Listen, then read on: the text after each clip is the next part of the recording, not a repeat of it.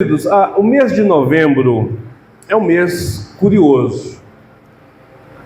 Deveria de ser um mês normal para as nossas vidas e para as pessoas aí, como qualquer um outro mês. Mas ele tem um peso simbólico, ele não tem o peso simbólico de dezembro, que é um período de festa, de celebração. Também não tem o frescor de janeiro, que é aquele período de esperança de um novo ano que se começa. Mas ele carrega uma carga emocional intensa. É o mês das provas finais para aqueles que estão estudando, dos formandos que não sabem o que vem depois, das contas que se acumulam, das metas que não são cumpridas, das festas que se aproximam sem a alegria garantida. É o mês em que o corpo começa, então, também a pedir férias, depois de um ano, de um período de jornada, quase um ano de luta, mas a mente não sabe como parar. E quando tudo isso acontece, cresce, então, uma inquietação silenciosa.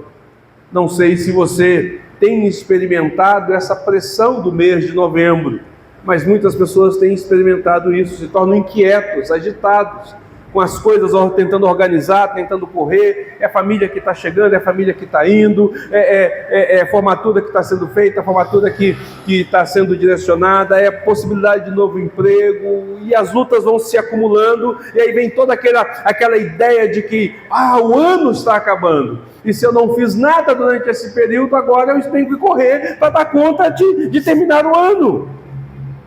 Essa inquietação que agora nos toma, na verdade, ela só tem uma cara nova no mês de novembro, mas ela é uma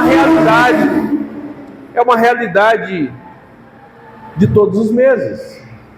Se nós somos sinceros conosco, toda virada de mês nós ficamos nessa agonia, nessa correria, né? E aqui vale um dado importante para a gente pensar. Segundo a Organização Mundial da Saúde, o Brasil é o país com maior índice de ansiedade do mundo. Nós somos o país mais ansioso em todo o mundo. Vivemos com o maior índice de ansiedade. E se isso não fosse bastante, nós ocupamos o quarto lugar em estresse. Somos também um povo estressado. Isso revela mais do que um sintoma clínico. Revela uma alma coletiva cansada, inquieta e sobrecarregada. Numa pesquisa de opinião feita recentemente, a palavra ansiedade foi eleita por muitos brasileiros como a melhor palavra que representa este ano. E isso se repetiu, porque o ano passado também foi a palavra eleita que mais representava.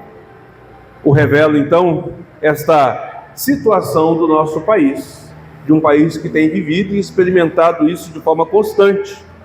Mas não é só o Brasil, é também a igreja. No meio da igreja evangélica, a ansiedade tem crescido de forma descomunal. Há cada vez mais e mais irmãos, mais e mais membros agindo, atuando e vivendo isso. Aquilo que outrora era algo dos adultos, dos mais velhos, tornar-se ansioso, agora também alcança a juventude. Adolescentes, pré-adolescentes têm sido diagnosticados com ansiedade. Aquele período da meninice, da brincadeira, da irresponsabilidade, tem sido tomado também por essa enfermidade. E a nossa cidade não fica diferente. Somos uma cidade universitária, com milhares de jovens enfrentando decisões cruciais. Somos uma cidade que carrega histórias de famílias em reconstrução, de profissionais sobrecarregados, de pessoas que vivem correndo de um lado para o outro. É comum a gente ver aqui na nossa cidade pessoas que têm 2, 3 empregos ou que estão trabalhando de domingo a domingo, sem parar para tentar achar alguma coisa ou ter um recurso, e mal param para poder ver a própria vida. Muitos vão descarregar a sua ansiedade num copo de bebida, ou num cigarro de maconha, ou numa pedra de crack. Muitos irão descarregar a sua ansiedade na lascívia, Muitos irão buscar descarregar essa ansiedade na violência e alguns vão se esconder diante desta dor. O número de atendimentos psicológicos tem aumentado ano após ano. E a busca por sentido, por paz, por equilíbrio emocional, ela se tornou algo urgente. É difícil você participar de um evento em que haja uma das secretarias da prefeitura, em que a pauta da saúde emocional não seja um dos assuntos a serem tratados. Eu sei porque, como parte da COPEM, que é o Conselho de Pastores e Evangelistas de Marília, participando das reuniões, toda vez que tem lá alguém da área da prefeitura, né, da nossa cidade, fala de um projeto ou outro que está nascendo voltado para isso. A Secretaria da Cultura está preparando material, um projeto voltado para essa questão de lidar com a ansiedade. Secretaria da Educação, não apenas a Secretaria da Saúde, mas as outras secretarias estão lidando com isso.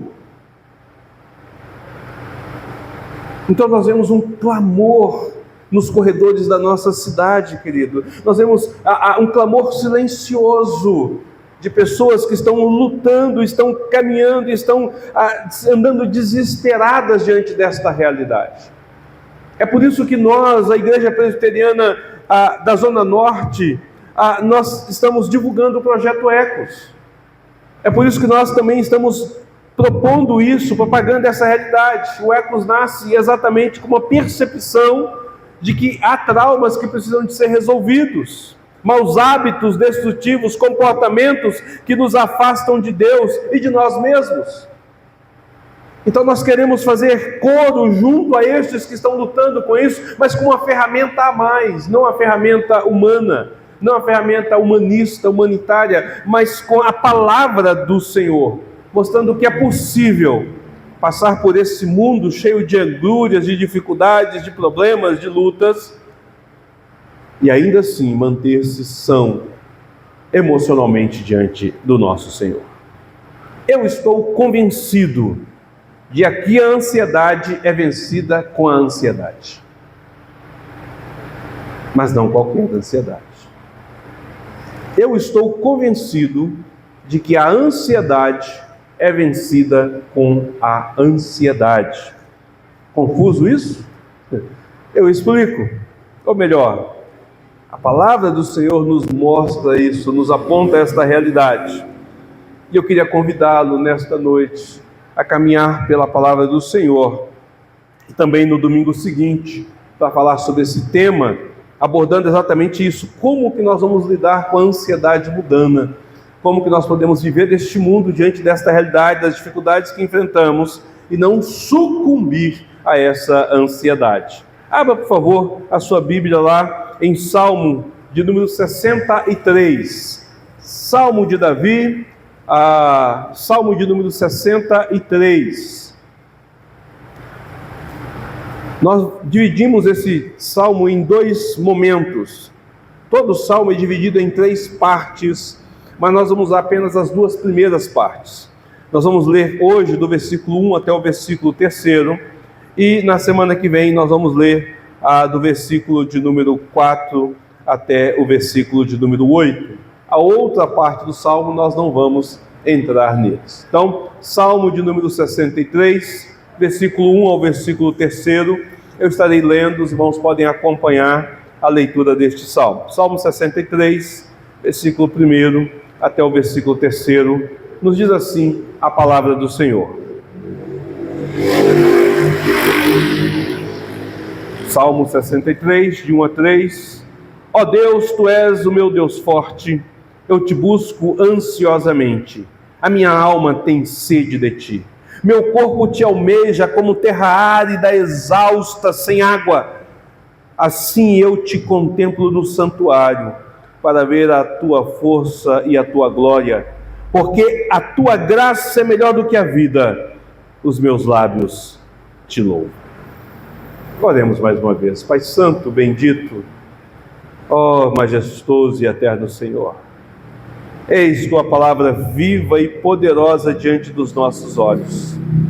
Uma palavra que é penetrante, que é cortante, capaz de separar aquilo que é inseparável, para fazer-nos discernir a verdade e conhecer os teus propósitos. Clamamos ao Senhor que traga isso ao nosso coração nesta noite. Faz aquietar o que está ao nosso derredor, faz aquietar a nossa alma, faz aquietar as vozes que povoam a nossa mente, faz, ó Deus, aquietar, ó Deus, o som externo, para que possamos compreender, para que possamos ouvir a Tua voz e glorificar o Teu santo nome. Sê com a Tua igreja, sê com o Teu povo, em nome de Cristo Jesus. Amém e amém. Meus irmãos, como eu havia dito, a ansiedade tem sido o mal do momento. E a nossa sociedade, a cidade de Marília, tem sofrido por demais com essa situação. A igreja tem passado por situações difíceis. E aqui neste salmo, nós encontramos Davi, um servo do Senhor. E aqui nós ouvimos a sua voz, como a voz de um homem experiente, com seus filhos criados, com responsabilidades de rei, governando um país, estando ali diante da realidade daquilo que ele viveu. Aquele que foi guerreiro, que foi conquistador, aquele que havia sido no passado perseguido por Esaú, e havia assumido o trono e agora está governando Israel. Ele escreve este salmo, um homem experiente, um homem vivido. Mas o contexto em que este salmo é escrito não é um dos melhores no momento da vida de Davi. Ele não está vivendo a melhor época da sua vida, ele não está vivendo o melhor momento da sua vida. Se você olhar para o texto, se você está com a Bíblia revista e atualizada, você vai ver que o título que é dado ao salmo é título Salmo de Davi, quando no deserto de Judá. Salmo de Davi, quanto no deserto de Judá. Esse é o título deste salmo. E aqui Davi está atravessando um deserto, tanto metaforicamente como literalmente, geograficamente. O que está acontecendo com Davi? Boa parte dos estudiosos tem essa visão de que Davi agora está fugindo do seu filho Absalão. E o que Davi faz neste momento em que ele está fugindo do seu filho? Em que ele está atravessando este deserto, buscando salvar a sua própria vida. Qual é, então, o maior anseio de Davi? Qual é a maior preocupação de Davi? O que mais está povoando a sua mente e o seu coração? Não é por saúde, não é por equilíbrio financeiro, não é por acertos familiares. Tudo isso está em total descontrole sobre a vida de Davi. É bom a gente pensar nisso. Nada disso está de forma controlada e estável na vida de Davi. Veja, Davi já não era mais um guerreiro jovem. Ele agora é um rei já com uma certa idade. E, portanto, com algumas debilitações e limitações que a própria idade impõe. Então, imagine, atravessar um deserto não é uma coisa fácil para ninguém.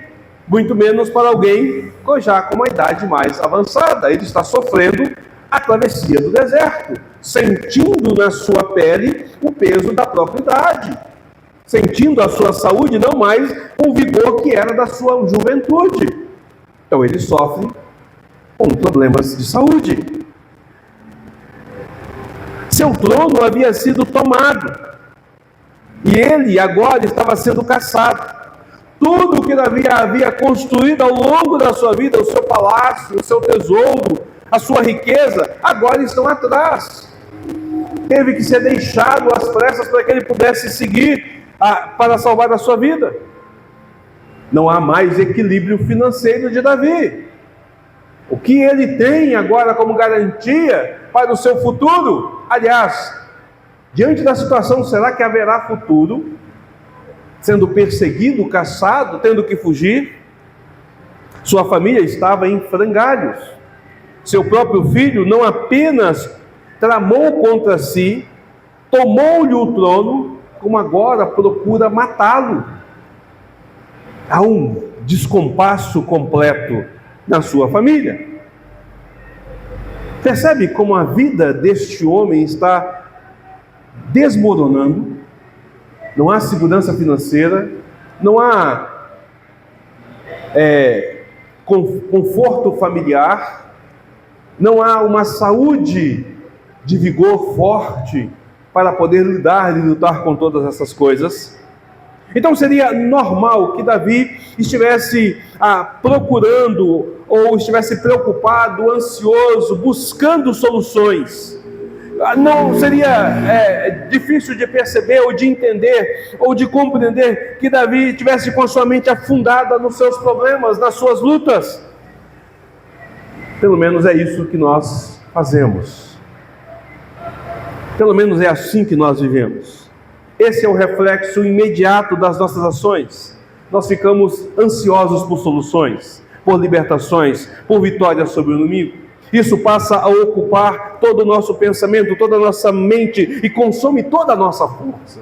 Não é verdade? Quando nós temos uma luta, uma dificuldade, amanhã é segunda-feira, se você tem uma conta para pagar, a sua mente já está trabalhando sobre isso. Se você tem um exame médico para ser feito, você já está preocupado com isso. Se você está vivendo algum conflito dentro de casa, isso está ocupando a sua mente. Se você está tendo um problema no seu trabalho, você leva para tudo e quanto é lugar. Você está constantemente pensando naquilo que agora é o seu problema, que é a sua luta, que é a sua dificuldade. Isso tem consumido você.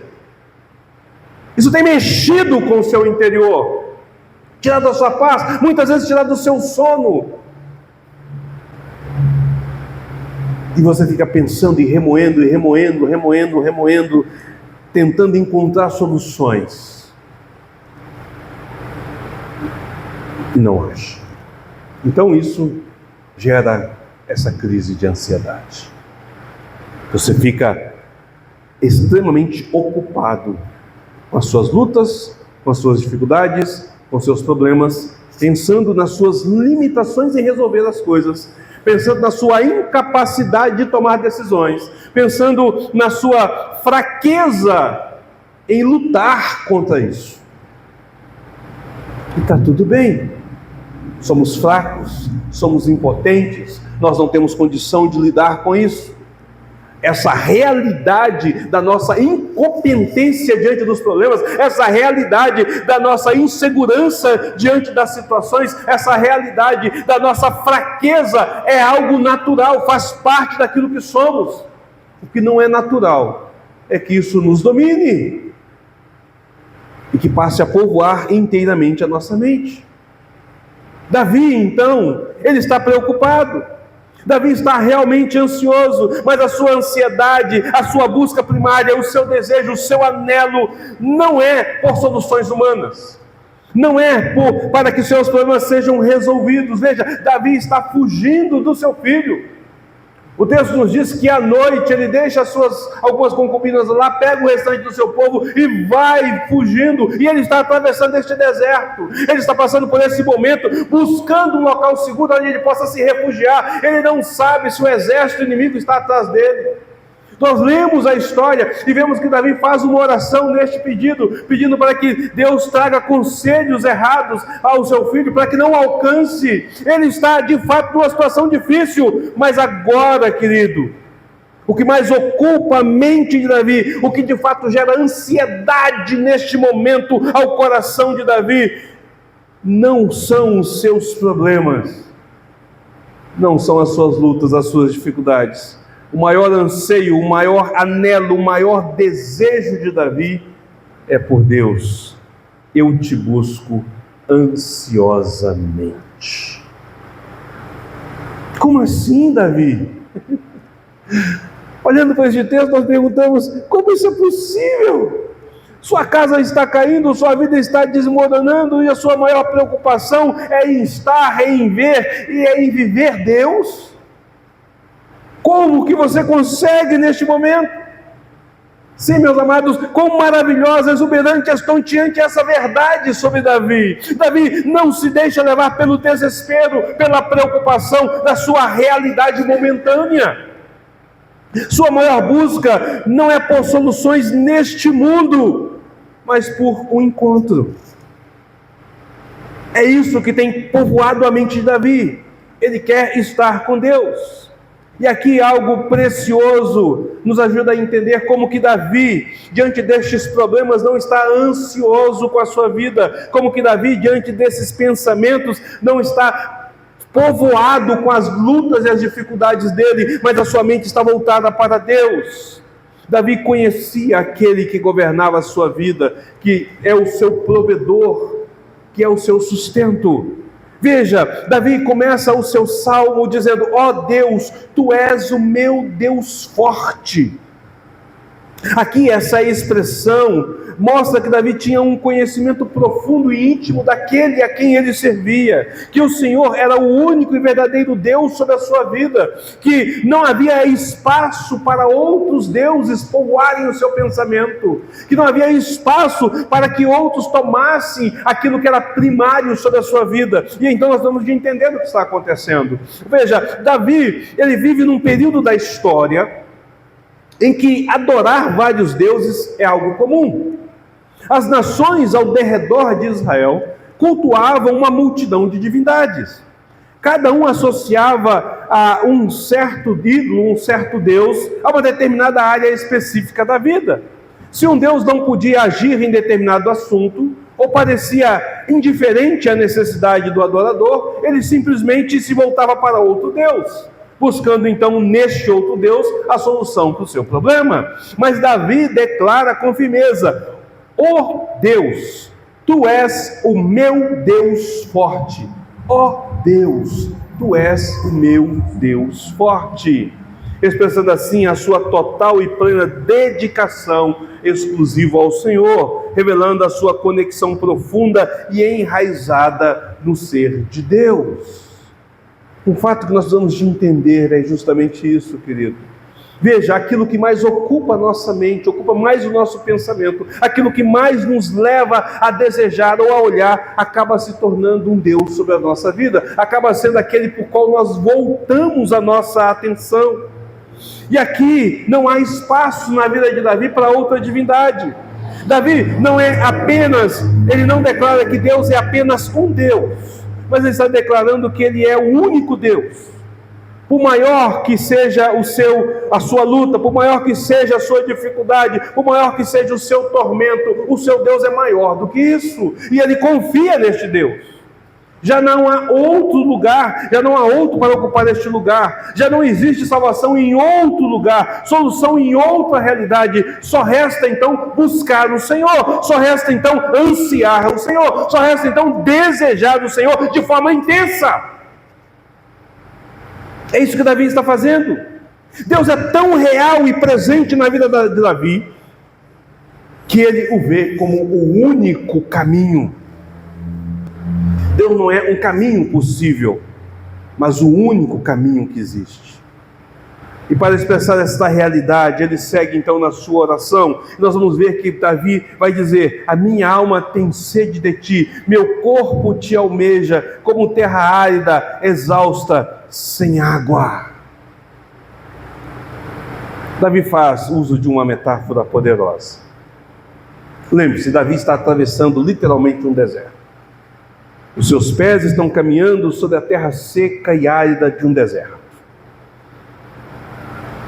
À medida que ele caminha sobre esse deserto, de sol escaldante, de frio extremo, de ausência de água, à medida que ele caminha por essa terra, Davi começa uma dedução. Assim como essa região, assim como esse deserto, tem uma procura, tem um ardente desejo, uma ânsia constante e consumidora por água. Veja, água é tudo que essa região mais precisa. Não é apenas um desejo da região desértica, é uma necessidade da região desértica. Há uma necessidade intensa por água. Para mudar a história do deserto, é preciso que a água caia sobre o deserto. Se não houver água, se não houver um manancial de água, há apenas morte, há apenas calor, há apenas areia, há apenas pedra, há apenas uma visão de destruição. É isso que Davi olha e vê na sua frente. E aí ele diz: assim como essa terra tem esse anseio, tem esse desejo, assim como essa terra precisa desta água. Todo o meu corpo, toda a minha alma precisa de ti. Eu quero e eu preciso urgente da sua presença. Preciso urgente que o Senhor esteja comigo, agindo, manifestando em mim a tua graça. É isso que Davi está dizendo, meus queridos. É isso que Davi está dizendo. É por isso que o que está mais rodeando a sua mente, o que está preocupando ele, isso que está consumindo agora nesse instante, não são os problemas. Ele está concentrado na onde vem a solução dos seus problemas. Veja como que nós lidamos de forma tão absurda e errada com as coisas. Nós ocupamos o nosso tempo, nós gastamos a nossa energia, nós lidamos com as situações do problema. Ficamos remoendo, tentando achar solução onde não vem solução, onde é o problema. Se você tem uma conta para ser coberta amanhã, segunda-feira, e você não tem saldo na sua conta, não adianta você ficar pensando aqui, não vai surgir dinheiro na sua conta. Você vai morrer aqui pensando nisso e o dinheiro não virá. Ai meu Deus, o que é que eu faço? Ai meu Deus, o que é que eu faço? Não vai resolver. Percebe? Davi, ele não está concentrando a sua energia, o seu pensamento, a sua força no problema. Ele está concentrando na solução. Deus é a solução. Ele é aquele que vem ao meu encontro. E onde encontrá-lo? Onde estaria o Senhor disponível para que Davi então pudesse ter esse encontro com o Senhor? Davi responde essa pergunta no versículo de número 2. Vamos lá todos juntos fazer a leitura deste texto. Eu vou pedir para que o Mateus coloque aqui na projeção. Vamos lá, o versículo de número 2, todos juntos, vamos lá? Assim,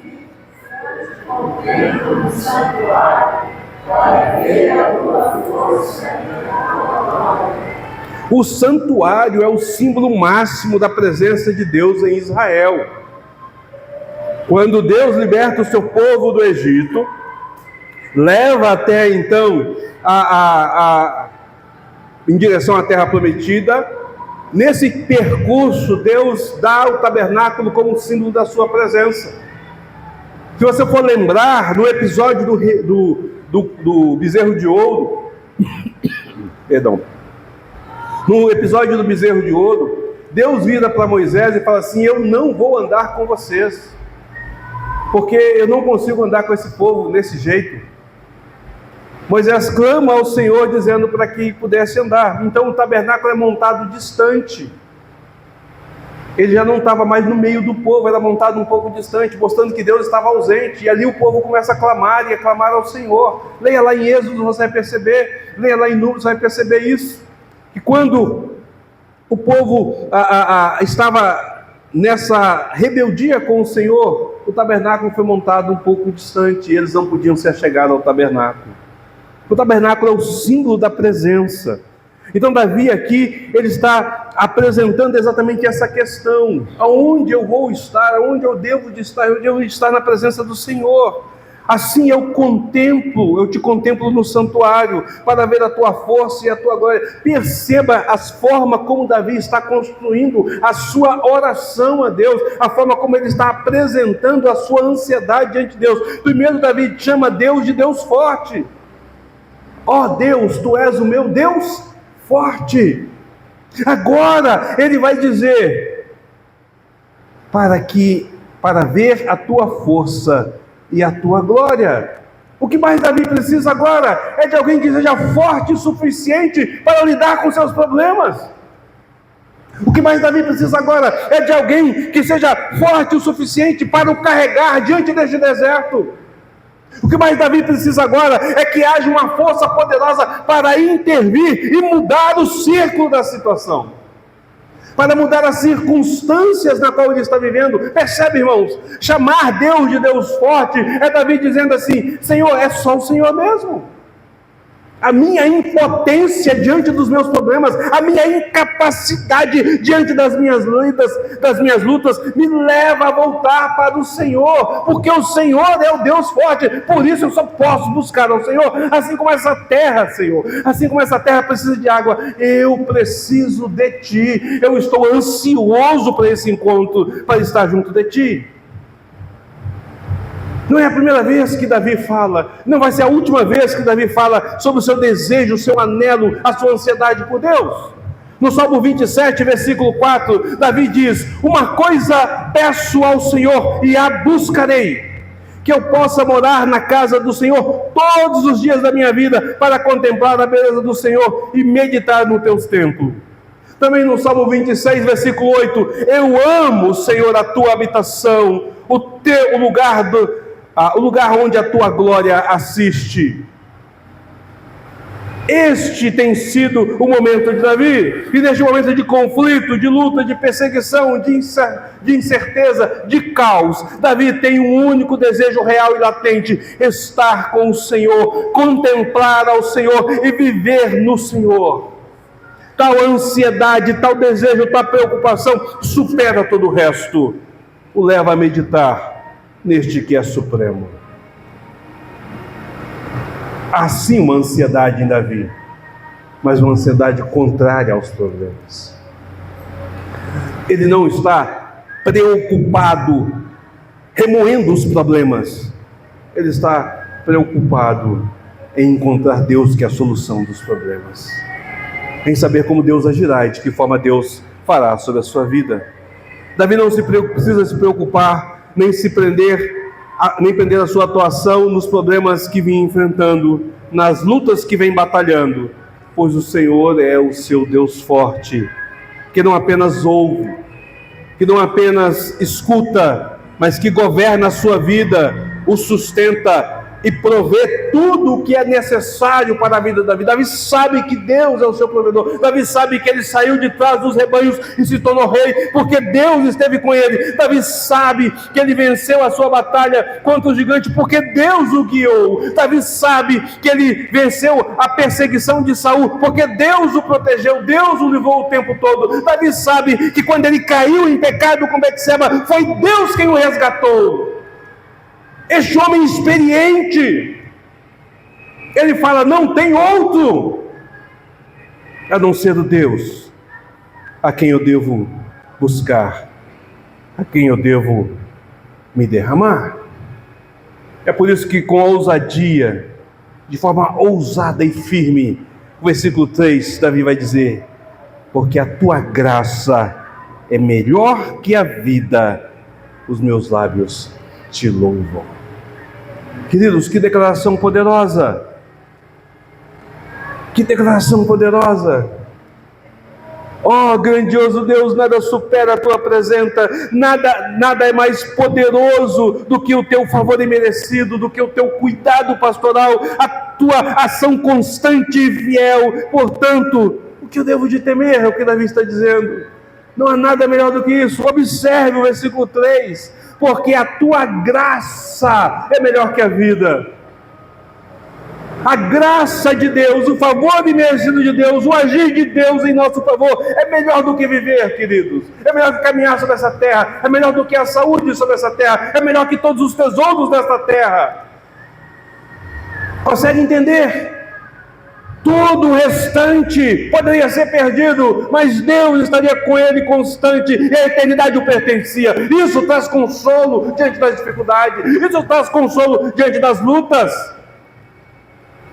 Em outro salmo, Davi também declara: neste Deus ponho a minha confiança e nada temerei. Salmo de número 56, versículo 4. Ainda no versículo 11 deste salmo: neste Deus ponho a minha confiança, nada temerei, que me pode fazer o homem. Vejam, meus amados, Davi não vive dominado pelas circunstâncias, não vive dominado pelos problemas, ele não está preso a esta situação, a sua mente não está ocupada com o caos que a sua vida se tornou. Sua alma está ocupada com Deus. O palácio pode ter sido perdido, o trono usurpado, a família despedaçada, a saúde fragilizada, a riqueza deixada para trás. Mas o coração de Davi está firme, porque está cheio de Deus. É porque Deus é a sua prioridade, a sua ansiedade não será voltada para a ansiedade do mundo, para os problemas e para as lutas. As suas preocupações não irão dominar o seu pensamento constante. E aqui está a grande pergunta que nós devemos de fazer a nós mesmos. O que nós temos buscado? O que tem sido a nossa maior busca? O que mais ansiamos, queridos, revela o que mais adoramos. O que mais desejamos revela, de fato, o que mais valorizamos. Como crentes, como filhos do Deus vivo, nós devemos de ansiar, desejar, buscar intensamente o próprio Deus. Qualquer outra coisa é buscar deuses substitutos. Então eu vou dizer algo que a palavra de Deus diz e poucas vezes pastores têm coragem de dizer diante do púlpito e da igreja: ansiedade é pecado. A ansiedade, quando domina o coração das nossas vidas, ela é pecado, porque ela é fraqueza diante do Senhor. Ela é pecado porque ela é uma busca por algo que não seja Deus acima de todas as coisas. Ela é pecado porque o nosso problema parece ser maior do que o nosso próprio Deus e representa a nossa falta de fé, de confiança no Senhor. Ela começa a nos dominar. Se nós queremos livrar da ansiedade, lidar com este problema, nós precisamos de encarar o fato da nossa miséria e da nossa necessidade de Deus, da nossa necessidade de buscá-lo, de clamar por Ele e de pedir: Senhor, socorre-me diante disso. É isso que eu e você precisamos de fazer. Para lidar com essa ansiedade, nós precisamos de dizer: Senhor, me socorre. Não é diferente de qualquer outra realidade da nossa vida, querido. É sempre a graça e o cuidado do Senhor. Observe Davi: Senhor, porque a tua graça é melhor do que a vida. A tua graça é melhor do que a vida. A tua graça é a única coisa preciosa que eu tenho. Não são os meus filhos, não são os meus netos, não é a minha profissão, não é a minha casa, não é a minha família, não é a minha saúde, não é a minha riqueza. A coisa mais preciosa é a tua graça. Isso deve encher os nossos corações, encher as nossas vidas. Então, se não é, então eu tenho que cair de joelhos diante do Senhor e clamar: Senhor, tem misericórdia de mim e transforma a tua graça, o meu maior tesouro e o meu maior bem. Porque o meu coração tem se ocupado com aquilo que não vale a pena. Porque somos fracos, irmãos. Porque somos pecadores. Porque somos carentes da graça do Senhor. É que nós precisamos de fazer isso. Não se sinta mais fraco que os outros. Não se sinta inadequado por lidar com a ansiedade. Não. Não se sinta dessa forma. Também não tome para você a ideia de que isso é uma doença, porque isso vai só afagar o seu ego. Eu estou dodói, eu estou doente. Lá no fundo, nós queremos ouvir isso para que a gente se sinta confortado diante da nossa inadequação. Mas perceba, essa inadequação é por conta do pecado, por conta da realidade do mundo em que vivemos, que é um mundo caído. E quando eu busco aquilo que está no mundo, mais do que eu busco a Deus, o mundo vai ocupar a minha mente, vai encher o meu coração, vai encher a minha vida. Eu preciso então de buscar mais a Deus. Quando nós estamos preocupados, qual a primeira coisa que a gente para de fazer? Orar. Qual a segunda coisa que a gente para de fazer? Ler a Bíblia. Qual a terceira coisa que a gente para de fazer? Vir à igreja. Nós estamos ocupados demais com as nossas coisas. Percebe? Nós começamos a afastar de Deus. Então nós dissemos, não, mas é porque eu estou ansioso demais para lidar com isso. Não, o problema é que você está lidando demais com isso, por isso que você está ansioso, você está ocupando demais o seu tempo com isso, você está rodando em círculo dos seus problemas, é por isso que você está ansioso. Coloque os problemas de lado e clame ao Senhor para que você experimente uma ansiedade diferente, um desejo maior e latente para algo diferente. O nosso desejo maior deve ser Cristo Jesus. É para isso que Ele veio, querido. Por conta da nossa inadequação, por conta da nossa incapacidade, por conta da nossa limitação, por conta dos nossos problemas, Cristo veio. Nós então devemos de buscá-lo para encontrar em nós aquele que pode mudar a nossa realidade. Talvez não vai retirar os problemas. Talvez você continuará por tempos e tempos lidando com as dificuldades. Mas tenha certeza que você passará a experimentar algo que é o gozo no Senhor, que é a alegria no Senhor e a paz que excede todo entendimento. Se nós nos dispusermos a buscá-lo, a desejá-lo, a ansiar por ele, então não seremos vencidos pela ansiedade do mundo. E mesmo que ela nos visite, ela não irá nos dominar, porque nós encontraremos em Cristo esta paz que excede o entendimento. E essa paz guardará o nosso coração e a nossa mente, não nas soluções, nas circunstâncias, mas em Cristo. Mas em Cristo. É isso que eu e você precisamos entender. O maior problema da ansiedade, quando eu digo que ela é pecado, não por conta da ansiedade em si, mas por aquilo que ela provoca em nós, ou que provoca, o que provoca que sejamos ansiosos. Você sabia que é o orgulho e o egoísmo? Deixa eu tentar explicar isso, para que você possa entender.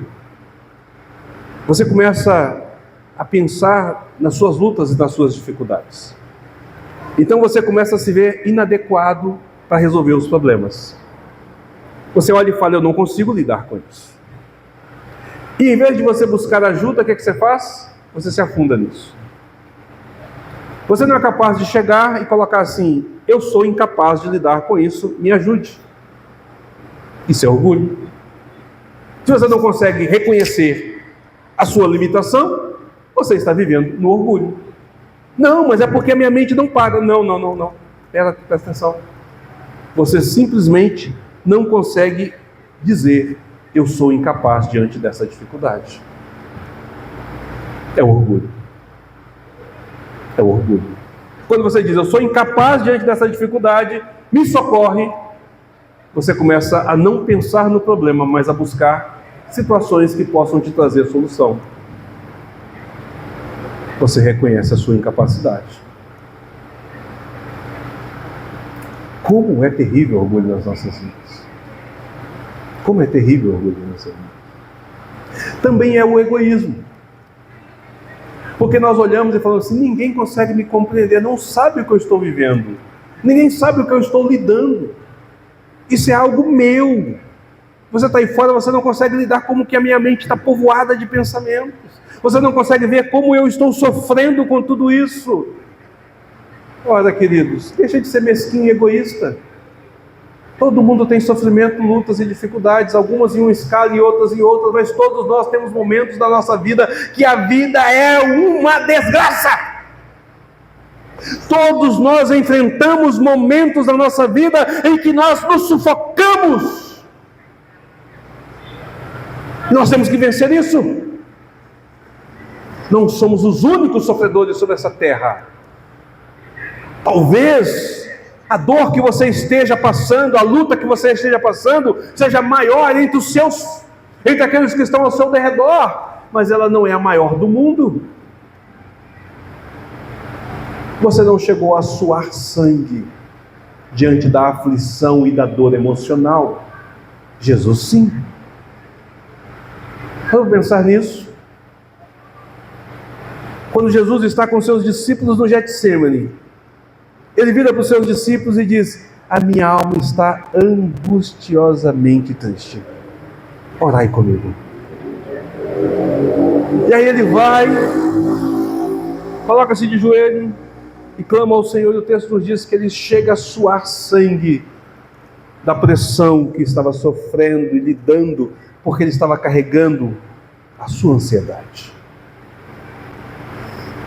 a minha ansiedade, a nossa ansiedade e todos os demais pecados nossos sobre ele. Se tem alguém neste mundo que poderia dizer: você não sabe qual foi o meu sofrimento, este alguém é o Senhor Jesus. Porque todas as dores estavam sobre ele. E nós o reputávamos como aflito e afligido, aquele que não tem paz. Não víamos nele qualquer beleza ou formosura. Mas o que o texto nos diz? Nas suas pisaduras fomos sarados. Davi está experimentando isso diante da dificuldade, irmãos. Coloque-se no lugar de Davi. Nós conhecemos a história, então nós acabamos romantizando a história. A gente sabe que Davi será livre. Nós sabemos que ele retornará para o seu trono, mas Davi sai à noite, perseguido pelo seu próprio irmão, sendo traído por parte do seu exército, não sabendo em quem exatamente confiar, sem saber o que será o seu amanhecer e o seu dia seguinte, e atravessa o deserto. Mas Davi fala: este é o meu maior problema, mas não é isso que vai ocupar a minha mente, porque isso não traz solução. É Deus quem traz a solução. E você vai perceber que ele consegue lidar com isso. Nos dias de hoje, talvez Davi teria dado um tiro na cabeça. Uma outra pessoa vivendo aquilo que Davi está vivendo, talvez tivesse dado um tiro na cabeça e dizendo: eu não aguento essa pressão, é demais para mim. Mas é porque o foco estaria totalmente no lugar errado. Deve estar em Deus. Pense nisso, queridos. Como está a sua alma? Aonde está o seu maior desejo? E o que mais você tem ansiado? A solução para a ansiedade mundana, destrutiva e consumidora não é mais controle, não é mais resposta, não é mais força, mas é uma nova ansiedade, uma ânsia por Cristo Jesus, pelo seu reino e pela sua vida em nós. É disso que nós precisamos. Baixe sua cabeça.